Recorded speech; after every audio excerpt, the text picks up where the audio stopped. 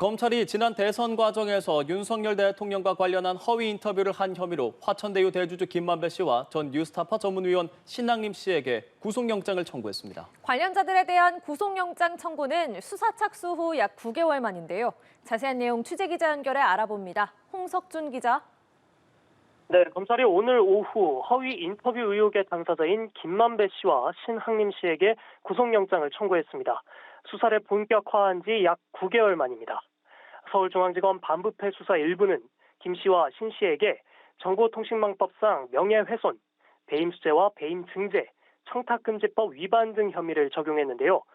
지난 2021년 9월 김 씨는 윤 대통령이 대검 중앙수사부에서 부산저축은행 수사를 맡았을 당시 대장동 대출 브로커 사건을 무마해줬다는 취지의 인터뷰를 신 씨와 한 것으로 알려졌습니다.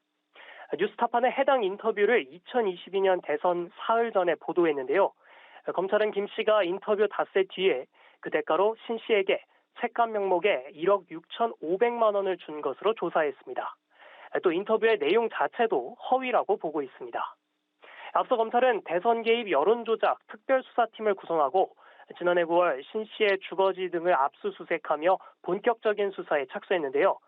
그동안 수사에 큰 진전은 보이지 않다가 검찰은 지난 5일 김용진 뉴스타파 대표와 지난 11일 김만배 씨를 연이어 소환해 조사를 벌였습니다. 이후 6일 만에 구속영장을 청구해 김 씨와 신 씨에 대한 신병 확보에 나선 건데요. 검찰이 수사에 속도를 내는 가운데 구속영장에 대한 결과는 중대한 분수령이 될 전망입니다.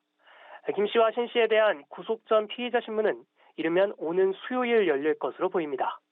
지금까지 서울중앙지검에서 연합뉴스TV 홍석준입니다.